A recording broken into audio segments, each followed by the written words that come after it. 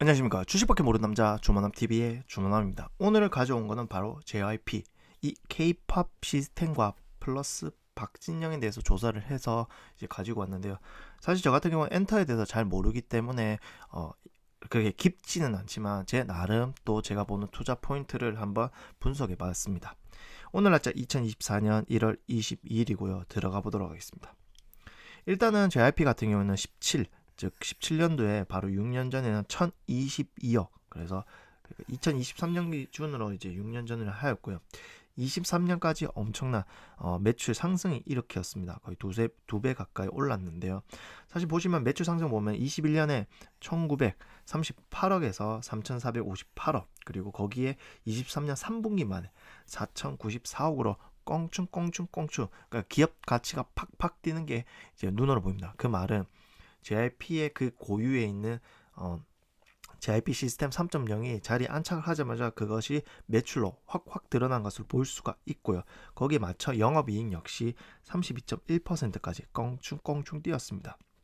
그래서 17년도만 하더라도 194억이었는데 1315억으로 거의 10배, 10배라기보다는 5에서 6배 정도, 한 7배 정도 뛰었다는 것을 볼 수가 있고요.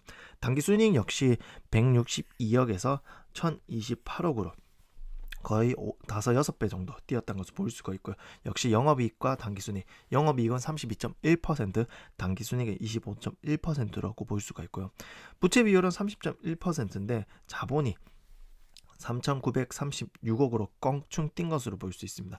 부채도 그만큼 뛰었지만 자본이 많이 뛰었기 때문에 부채 비율이 많이 낮다는 것을 볼 수가 있고요. 현재 금융자산에서 금융부채를 빼면 금융자산이 2,988억 정도 있는 것으로 이제 튼실한 기업이라고 볼 수가 있고요. 뿐만 아니라 나아가 현금이 꽤 많이, 그러니까 1,800억 정도를 현금을 보유하고 있기 때문에 불황이 오더라도 단단하게 버틸 수 있는 이제 고간이 그득 차 있다라고 보시면 되고, 일단 재무적으로는 굉장히 탄탄한 회사라는 것을 볼 수가 있습니다. 최근에 주가가 많이 빠졌습니다. 원래 이제 14만 6천 원에서 쭉 많이 빠졌는데 이 맞춰서 17일과 18일 박진영 최대 주주가 회사 주식 6만 100주 그리고 플러스 100주 합쳐서 6만 200주를 이제 장내 매수를 했습니다. 사실 이 하락분 이유가 소속그룹 있지가 앨범 초동 판매량이 32만 장으로 이전 82만 장보다 조조했고요. 그리고 15일날 컴백한 그룹 엠믹스의 경우도 앨범 판매량 우려까지 더해져서 주주 환원 정책으로 좀 사지 않았나. 근데 대표적으로 대주주 그리고 대표가 사는 이제 직접 이제 주식을 블록딜이 아닌 장내 매수로 하는 기업들은 시간이 지나면 주가가 많이 올라 있는 것을 볼 수 있기 때문에 이거는 저는 좋게 보고 있고요. 일단 JYP가 가장 중요한 거는 그 헤드에 해당하는 이 박진영 씨에 대한 건데요. 이거는 이제 많은 이제 TV를 통해서 알 수가 있습니다. 일단 박진영 씨 같은 경우는요. 올해 나이 53세입니다. 최근에 체인지드맨 뮤직비디오를 보면요. 깜짝 놀랍니다. 그러니까 20살 때 10대 때 박진영 씨가 뭐 30대 뭐 이렇게 나이가 저보다 훨씬 많기 때문에 그때는 어릴 때는 그 사람의 움직임에 대해서 당연한 아티스트니까 원래 그렇게 지라고 하는데, 요즘 저도 나이가 들어가면서 현재 제가 53세가 춤을 추는 박진영 씨가 춤을 추고 노래 하는 거 보면 대단하다는 생각밖에 안 듭니다. 그러니까 몸의 움직임이나 춤의 동작, 발의 손짓, 발짓, 요런 끝처리, 그리고 노래, 야, 저게 50살이 넘는 사람의 움직임일까라고 생각을 해보면요.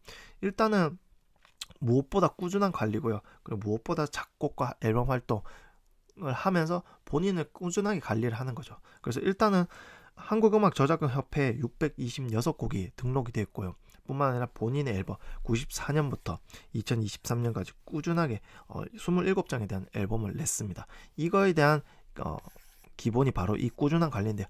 8시에 기상을 해서 7종의 비타민, 영양제 섭취, 3종류의 견과류와 건포도를 먹고요.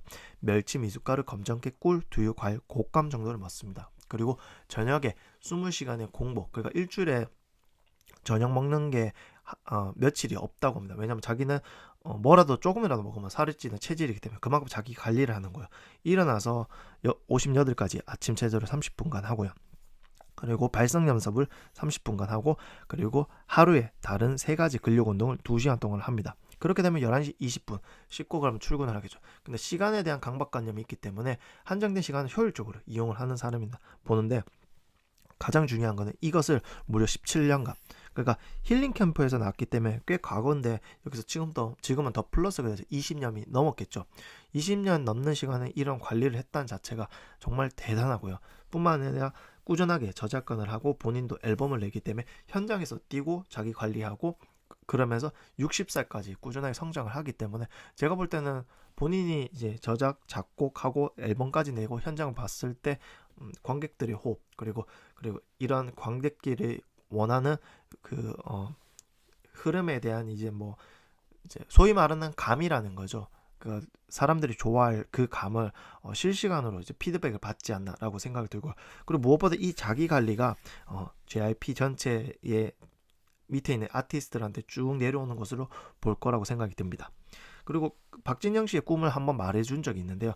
성공을 원래 원했는데 마음이 허해다고 생각을 해서 바뀌었답니다. 사람들한테 리스펙티드, 존경받는 사람이 되고 싶다고 하고 나서부터 매일매일 하는 이 자기 관리부터 이렇게 노력하는 것에 대한 후회가 없이 이제 살고 있고요.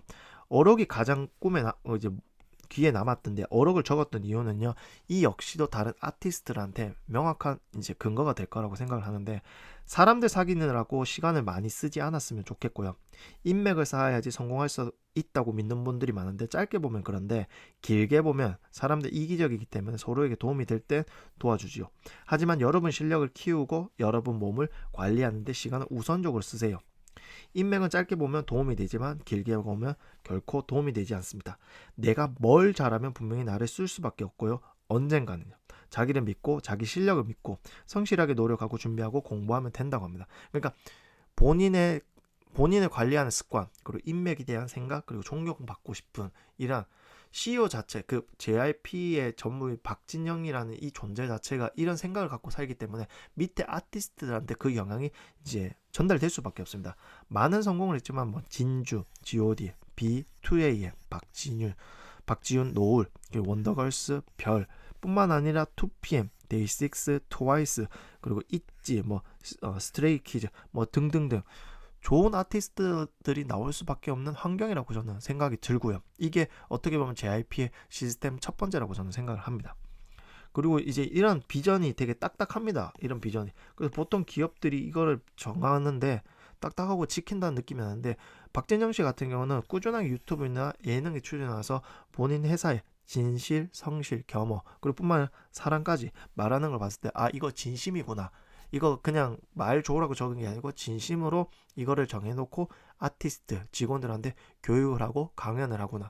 그 수단을 통해서 아티스트들, 밑에 있는 직원들과 사람들도 그 생각을 갖고 살아가는구나, 건전하게. 그래서 엔터 업계에 가장 중요한 건 사람인데, 올바른 정신과 이제 생각을 갖고 있는 사람들이 많다는 걸 경험을 하고 나서 이 엔터 많은 좋은 시스템을 갖고 많이 커가겠다는 생각을 하게 됐습니다. 뿐만 아니라 1년 식비를 20억 정도, 그러니까 유기농으로 해서 몸에 가장 중요한 게 입에서 들어가는 음식이기 때문에 전부 유기농으로 쓴다고 하고 맛있다고 합니다. 그래서 직원들에 대해서 진심이구나 느껴질 수밖에 없다고 저는 생각이 들고요. 그래서 보시면 인건비는 다 다릅니다. 뭐 작사가도 있고 작곡가도 있고 안무가도 있기 때문에 이거는 일반 직원들이랑 찢을 수가 없고요. 제가 현재로서는 복리후생비로는 45억, 그러니까 어마어마하게 3분기만 45억은 어마어마하게 쓴다고 볼 수가 있습니다. 일단은 JYP가 또 성공했던 시스템이 바로 이 멀티 레이블인데요. 2018년 멀티 레이블 체제 도입은 엔터테인먼트 산업의 구조적인 성장이 시작되었다고 합니다. 멀티 레이블 시스템은 이미 글로벌 시장에서 안착된 시스템인데요. 국내는 주요 엔터테인먼트 업체 한 명의 개인을 중심으로 성장했는데, JYP가 가장 처음으로 멀티 레이블 체제를 도입했습니다. 보시면시피 위에, 그러니까 2PM, 뭐 아이즈, 트와이스, 엠믹스 등등 보면 레이블이 다 하나가 있습니다.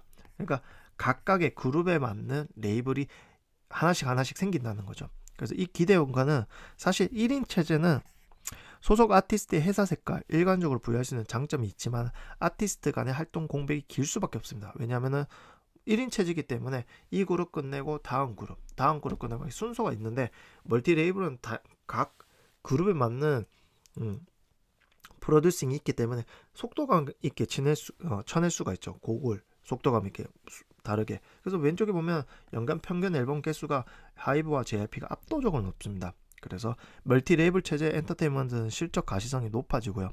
캐파 증설에 효과적으로 지속적으로 높아지고, 멀티 레이블 체제 도입을 통해 다량의 IP 생산 체제가 안정화와 동시에 다발적인 IP가 가능을 하고요. 높은 가동률 확보로 신인 아티스트의 빠른 인지도 상승과 가능해지고 IP의 수익 기여 시점이 확 가능해지고 있다고 합니다. 그래서 장점이 크게 세 가지로 프로듀싱을 체계화를 할 수 있고, 프로듀싱, 캐파 확장, 그리고 음악적으로 커버리지를 확대할 수 있는 장점이 있다는 것을 볼 수가 있습니다. 그래서 보면요, 그리고 뿐만 아니라 JYP는 일본, 홍콩, 그리고 미국, 중국에 직접 지사를 설립해서 두고 있고요. 그리고 이 멀티 레이블 체제를 가기 위해서 가장 먼저 이 JYP 퍼블리싱이 가장 중요합니다. 원래는 이거는 박 PD에 대한 음악적 의존도를 낮추기 위한 노력이 있었는데요. JYP는 2020년 4월 박 PD의 개인 회사였던 JYP 퍼블리싱을 100% 인수하면서 완전 자회사로 편입을 했습니다.